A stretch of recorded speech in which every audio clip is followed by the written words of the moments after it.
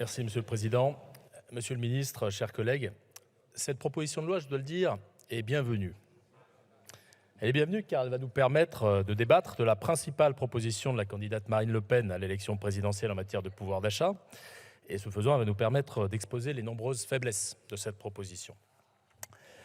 Premièrement, ça a déjà été dit, cette proposition engendrerait évidemment un coût considérable pour les finances publiques, alors que la majorité présidentielle est déjà pleinement mobilisée pour faire en sorte que le travail paye mieux et pour préserver le pouvoir d'achat des salariés.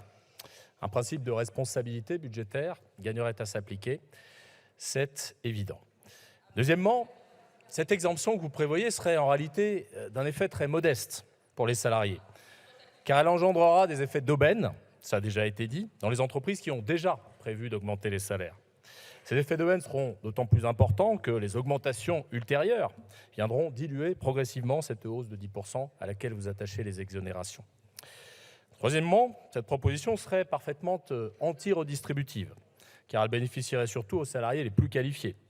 Et j'ajoute aux salariés des grandes entreprises, car il faut quand même le savoir, les salaires sont plus élevés dans les grandes entreprises.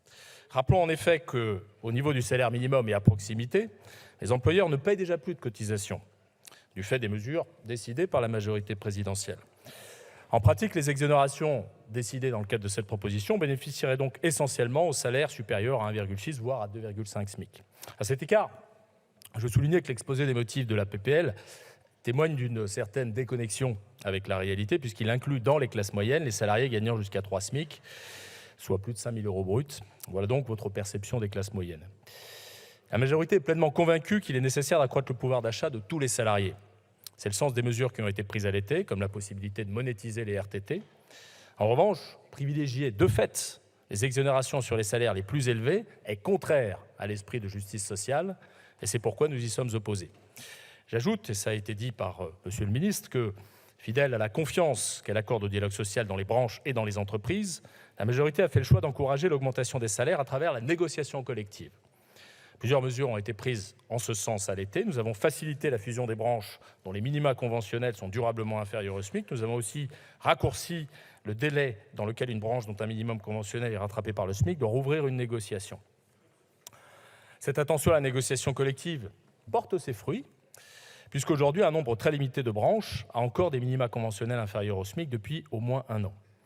Enfin, je vais insister là-dessus, cette proposition induirait une très forte complexité dans notre système de prélèvement et surtout compliquerait de manière insupportable la vie de nos entreprises et en particulier les plus petites d'entre elles. En pratique, il s'agirait d'appliquer de manière parfaitement inédite des exonérations à une augmentation salariale ponctuelle, alors que le système d'exonération de charges repose sur une assiette constituée de la masse salariale globale. Ça impliquerait une refonte profonde de notre système d'exonération, ce qui la rend largement inapplicable, alors même qu'elle est prévue pour être provisoire dans votre proposition. Cette proposition supposerait en outre un accroissement considérable des données demandées aux entreprises et leur imposerait une refonte de leur logiciel de paye.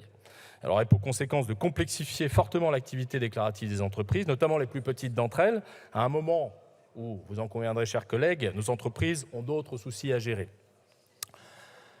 En résumé, la mesure proposée serait à la fois budgétairement coûteuse, économiquement inefficace, moralement inéquitable et en pratique inapplicable. Le groupe Front National est visiblement conscient de ces problèmes, puisqu'il a déposé un amendement demandant un rapport sur les limites potentielles de cette loi. On ne saurait mieux exprimer le niveau d'impréparation et d'amateurisme qui entoure cette proposition, une proposition qui, je veux le rappeler, constitue un élément central du programme de Marine Le Pen durant la campagne présidentielle. Pour toutes ces raisons, le groupe Renaissance votera contre cette proposition et nous déposons un amendement de suppression. Je vous remercie.